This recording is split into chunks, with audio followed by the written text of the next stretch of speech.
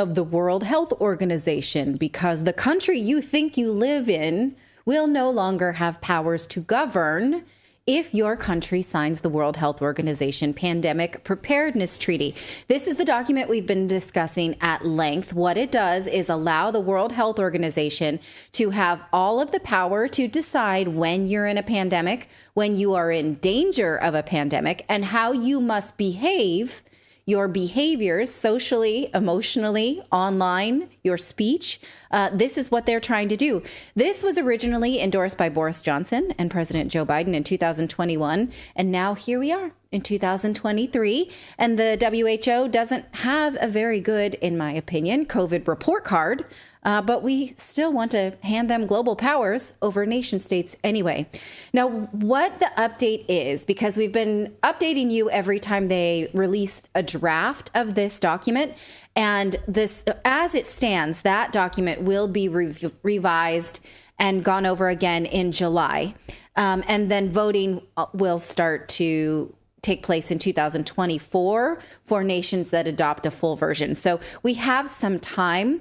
I'm very anxious to see that final draft that comes out in July. What we have now is edits to the World Health Organization's articles of international health regulations. And the reason that they're doing this is they have to it's almost like they have to amend their underlying powers in order to give themselves more powers. So they revise this document, and it's worth taking a look at because you can already see how this is going to go based on these edits in the first few pages. Take a look. They're saying, that how we're defining what we're doing here, they just strike the words non-binding, meaning like we're going to give these recommendations, either standing or temporary.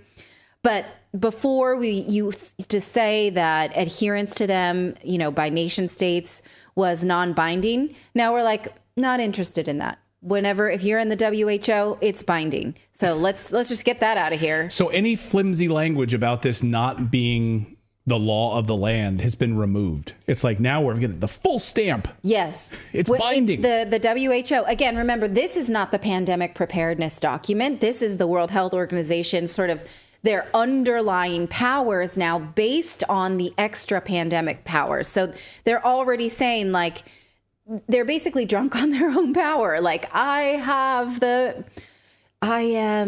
is it? He-Man? I have the power. I am inevitable. Oh, right. Yeah. Like they have the Thanos. They have the gauntlet. They have the snap of the. Yeah. They have collected all 5 stones, Infinity Stones. And they now have all power. So they are omnipotent. Sure. Omnipotent. That's one of my favorite words. So all powerful. That's what the world. Yeah, okay. Yeah. That. Yeah. And so why? And then does this power only kick in when we're in a pandemic? Oh no, it does not. According to edits to this document, it kicks in whenever they feel like we should be preparing for a pandemic. You see the word prepare there, like if we think that they cross out here public health risks, they're saying all risks with a potential to impact public health. Now, I think why we need to notice this is because you see the language ratcheting up, telling us as a society, you have mental health issues. You are very anxietized. People hurt your feelings all the time. Mental health and words are hurting you and have the potential to hurt you. So we can say now, not only do we have to have some endemic disease, but we can also say that there's a potential for a public health risk. And so that gives us the power to say that there may be something at risking the potential to negatively affect public health, right? And will they respect our freedoms, right? No, they just cross that one out here in Article 3. Normally, implementation of regulations would have full respect for the dignity, human rights, and fundamental freedoms of persons. No, not interested in that. Just cross that right out. But we will say based on equity and inclusivity and coherence. Yes, please laugh at this. Thank you for laughing at that. Who is the person that's like, let me get out my pen here, my strike through pen. This is my special strike through pen. All right, human rights. Let me scratch that out. Human rights. Dignity. Yes, let's scratch that out as well. Well, fundamental freedoms is the thing that bothers me the most. Philip, what are you giggling about? Yeah, the fundamental. It's just like the fact that they crossed off like what kind of just like hard ass bastard do you have to be to scratch out the words like full respect for the dignity, human rights, and fundamental freedoms of persons and be like this will not stand. That's where they're planting their flag. Yeah. It's like Thomas Jefferson must be rolling over in his grave. He's like, that's the kind of stuff that I wrote in to the Declaration of Independence, right? Don't worry though, because they say that they will make regulations based on their principles of equity and inclusivity and coherence. So maybe we'll have some gender ideology and some, token people of different colors and stuff like that, in our board members. So, we're being inclusive, but your fundamental freedoms, we're not that interested in that. Well, yeah, they took something that's concrete that you can't argue with, and they made it squishy so that they can argue with it. And that's what they've done. They're like, no, this is, and so it's like they're building in wiggle room. Mm-hmm. Yes. Yeah, Clayton and I were listening to a podcast the other day. I can't remember the name of this guy. And he was talking about how these ideological Trojan horses come in with the terms like inclusivity and equity and, I don't know, diversity. And ESG, usually ESG. What they mean when that happens is we're going to give ourselves more power. This for sure feels like a woke Trojan horse. Okay.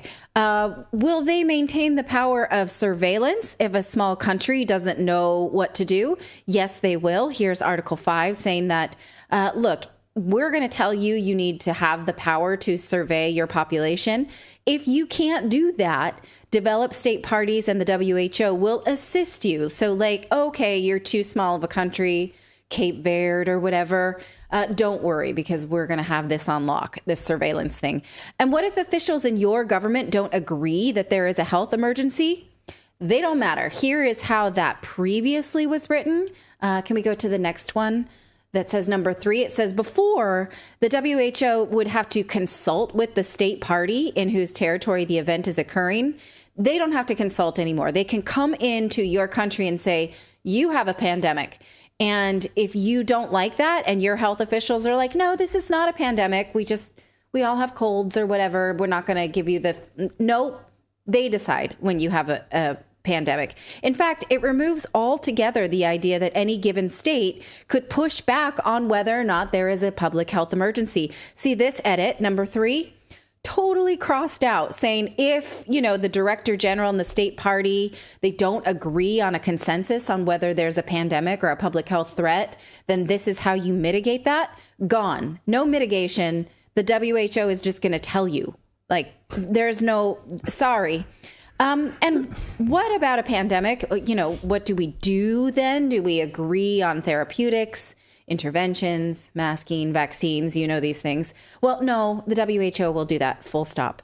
It says the WHO will carry out an assessment of all of these things. So, any scientific counterpoint should be basically bound and gagged because the WHO is going to be doing all the science, all of the assessments shall run through them. Oh, good, because as you know, the Bill and Melinda Gates Foundation is responsible for 88% of the total amount donated from all philanthropic foundations. The WHO, 88% comes from the Bill and Melinda Gates Foundation. So now all therapeutics, any sort of pharmacological remedies will run through the WHO. Yes. Good. See how this works? They also want just a few other things that I'm not going to show you screenshots because I know that doesn't make for riveting TV, but I want us all to just be aware of it. They want open sourced ingredient list of all vaccines. They want to be able to oppose and implement any travel bans. But there is a provision that would exempt health officials from travel bans. So we've talked about before how World Health Organization employees and board members and what have you, power holders, they don't pay taxes in the States. They have sort of superpowers as diplomats. They don't. They get special treatment in whatever state they live in. They also would be exempted from public travel bans.